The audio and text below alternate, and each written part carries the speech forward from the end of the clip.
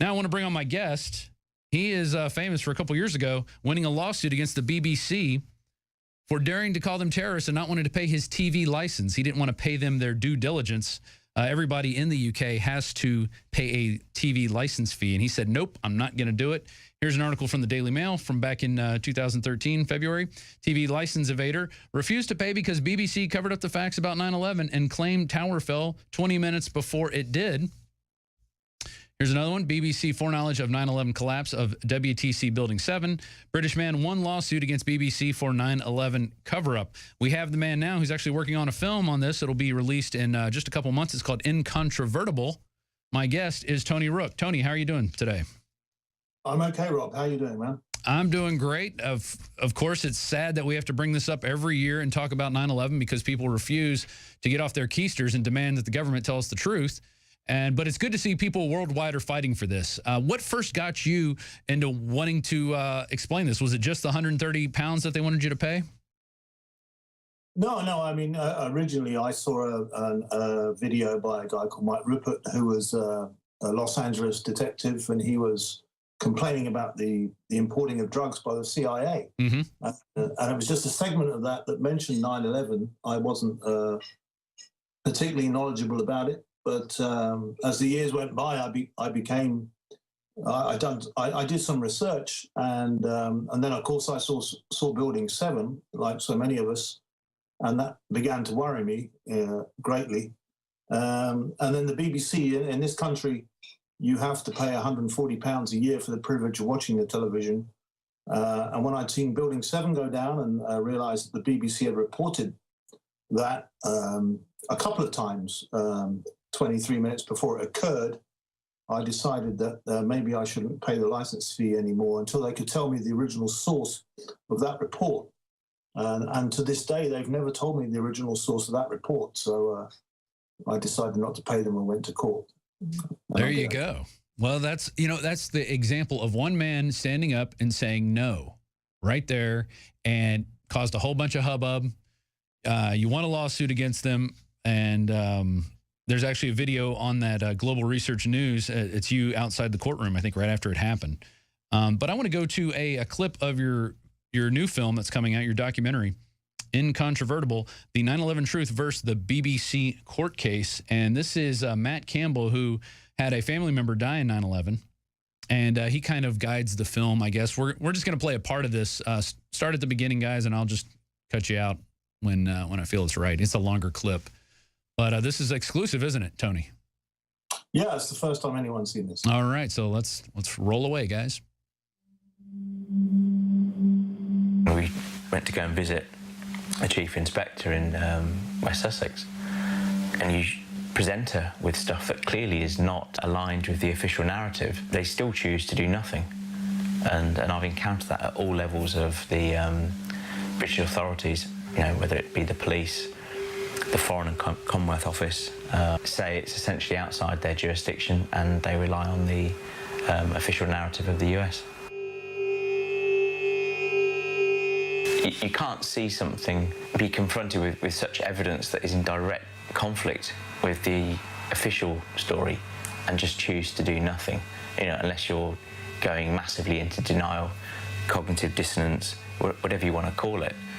I mean, whoever you are, whether you're in the police or not, you know, you've got to look within yourself and is that what you should be doing? Is it right? The police force, they're regular people. And yep, there's going to be some fear that they may lose their jobs. But this is going on everywhere. People are waking up to corruption and just things that are blatantly not right. And if we just choose to be silent on that, it's not going to end well for any of us.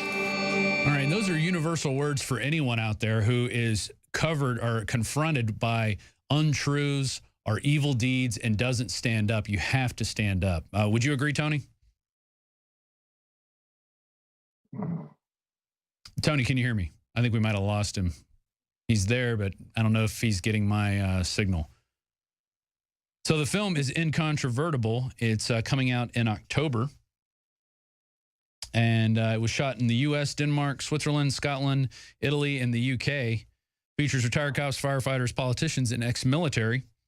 And the aim of the film is to give serving law enforcement officers, firefighters, an insight into the problems with the official 9/11 narrative through the eyes of their own colleagues, many of whom have greater experience than themselves, and also illustrate the very notion of a false flag, especially an American one, is far from ludicrous, but actually documented via the Northwoods document, something we covered here a lot on InfoWars, and to paint a picture of the modus operandi used in the past and now recently, and also to rip a new arsehole out of my old buddies, the BBC, which they call Auntie. And I guess today on the BBC, it's nothing but Queen love, because I think the Queenie is now the longest running UK monarch. Is that correct, Tony? She is, and I'm thrilled about it, Rob. Are you bowing down to the Queen? I guess you're not. So No.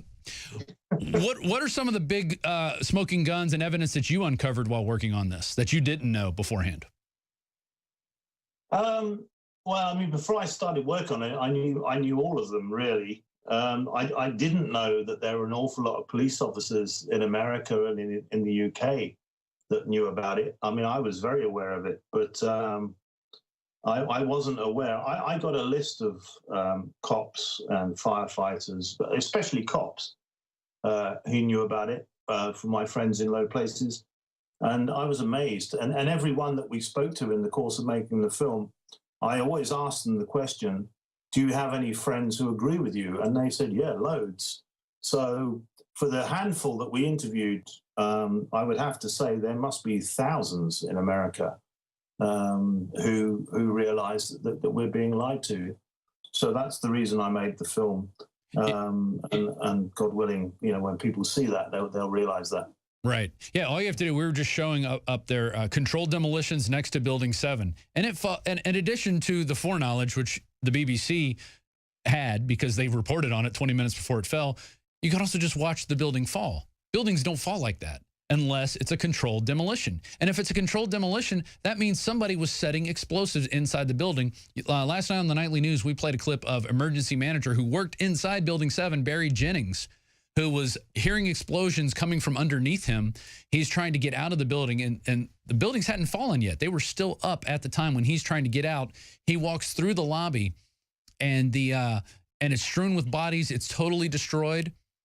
And he thinks, he can't figure out why. And they keep telling him, well, it was the boiler room that was on fire. And he goes, no, I'm a boiler guy. I know what a boiler explosion sounds like, and that was no boiler explosion. Well, he gets leukemia and dies before he's going to testify. Isn't that amazing? And then we also played a clip of Willie Rodriguez, he was a janitor there, who heard explosions underneath him at the World Trade Center before the planes hit. So, but these guys will never see the light of day, and they're not in the government NIST report. They're not in the 9/11 Commission report. They're left out of everything. So it's a few small individuals that we have to fight against, but it's good that people are waking up. This next clip has it's Ray Savage, who's a 15-year Sussex police officer. How did you meet up with him, and what's his? How does he tie into the film? Ray trotted up to when I went to court against the BBC. He turned up and we met, and you know it was refreshing to meet a police officer when you go to court against the BBC or the establishment, and told me that he felt the same way. And I said, well, would you be willing to go on camera? He said yes, he would. And so I filmed him and went to his rather nice house in Sussex near where I live. And we chatted for an hour or two, and we have this little clip you're about to show. Yeah, let's roll the clip now, and then we'll come back and finish up here. Joined as a cadet in '66, became a regular officer in '68. In my 19th year, was posted to Brighton. So really one of the highlights of my career was working on the Regional Crime Squad.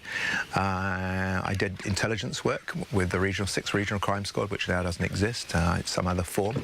I also worked as a terrorist officer at Gatwick Airport in counterterrorism and quite a few other things. I did a lot of surveillance work, taught surveillance, was in the training department, had quite a checkered career. I had great disquiet really about what went on, and when I saw the evidence of Building 7 and the collapse of that, I'd actually seen many controlled demolitions, actually police one or two.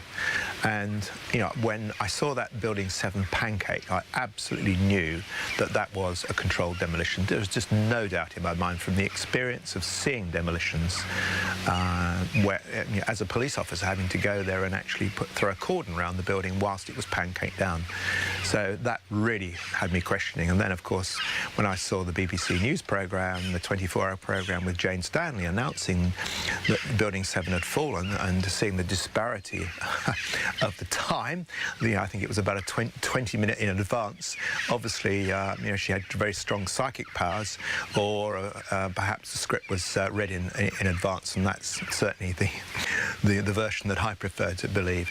So really, my whole questioning of that incident started then. There and you I really go. started to dig into And that's a 15-year veteran police officer who doesn't buy what he's seeing. You can find more information on Incontrovertible at killingauntiefilms.co.uk, killingauntiefilms.co.uk. Now, Tony, did you ever get a hold of Jane Stanley? Were you ever to confront her and get her side of the story? Well, no, because Jane's been interviewed before, and I don't hold any grievance against Jane Stanley. I don't hold any grievance against Philip Hayton, who was the news anchor in London when that happened. I don't think they had anything to do with it. No, I don't think so either. But they got the talking points and they read them. And they did. I mean, Philip Hayton has been interviewed. You can go onto the internet and look and see that. Mm-hmm. But no, I didn't bother to get hold of them. I just got hold of law enforcers who were used to analysing evidence and used to analysing, you know, the story of a crime from beginning to end, and see what they had to say. yeah, people using logic and deductive reasoning, which is what exactly opposite of what you got with 9/11 and the commission report. You got a bunch of hearsay, you got a bunch of blacked out documents, 28 pages are missing. Hey, who cares? Exactly, yeah. You know, Exactly. we're going to go fight wars, endless wars in the Middle East and try to conquer that for oil. We're going to get the Brits involved. I mean, what's been the total fallout in your country? I mean, in terms of the devastation of sending men to war and those men coming back. We have a lot of wounded veterans here who are totally distraught. They're on psychotropic drugs. They commit suicide. I mean, what's the fallout like in the UK? Well, even the mainstream media have reported, Rob, that we have more men committing suicide than have died in combat, or men and women, I guess. I shouldn't exclude ladies. And, you know, it's going to cost this country an awful lot of women. I mean, England remains the wagging tail of American foreign policy. Much as I love America, and I do, I lived there for many years, and I love the United States, but your government really is, I don't want to use the word on the internet, but we have, I think it's 22 a day, isn't it, in the United States are committing suicide. We have more guys committing suicide that have died in combat in the UK. So that's the fallout. And it's, yes, it's that is the real tragedy going on there. It's not just the going into other countries and killing other people and taking their land and property and resources. And it's also when the guys come back, they feel guilty. They see what they were doing was a false mission. They see all the hypocrisy behind it. And then they can't live with themselves. And it's very sad. So I guess we got about a minute and a half left here. What's the final information that you would like to impart to people? And when your film's going to release in October, how are you going to release it? We're gonna have a screening in London at a cinema in London, so people can come along and buy the DVD. The concept of the film is very simple. We're going to sell the DVDs at the screening. You can buy it online at Killing Auntie Films. It will be released in a very small sort of paper sleeve, so you can give it to fit in his pocket. And it says it's a film for police officers, by police officers. So hopefully they can go home and watch it and get the information that's been withheld from them by the mainstream media for all these years. There you go. Tony, I recommend you put it out on the internet for free as well. That is something Alex Jones pioneered, and he's still able to sell DVDs. You still will find people to support you. So I'm glad you're getting the word out. I really encourage you to continue doing that. Thanks for making this film.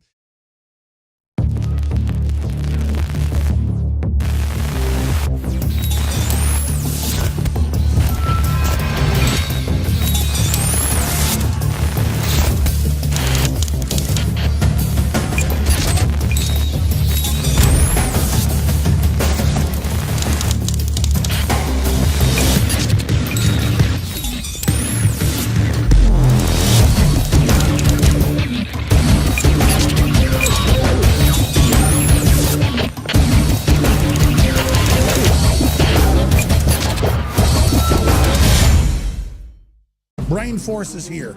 Ladies and gentlemen, I've been on this the last few months. You probably noticed I've been more crazed, more focused, less brain fog, more energy, more special reports, and it's because of Brain Force. We kept changing this formula over and over and over again until it became sort of a grand puzzle. For example, the L-theanine inside of it, that is activated by the different compounds in the yerba mate that we put inside of it as well. This just increases the compounds you already have. This is what you're actually designed to run on. Exactly. It's kind of like a car will run on one form of junkie gas, but it runs really good on what it's designed for. And that's the principle of InfoWars Life, as far as I understand, that you've always had, is that it's not about synthetic chemicals and forcing actions. It's about letting your body do its own thing and giving your body the tools it needs to create these different compounds that are super valuable and super beneficial. You will find Brain Force and other game-changing products at InfoWarsLife.com or call 888-253-3139.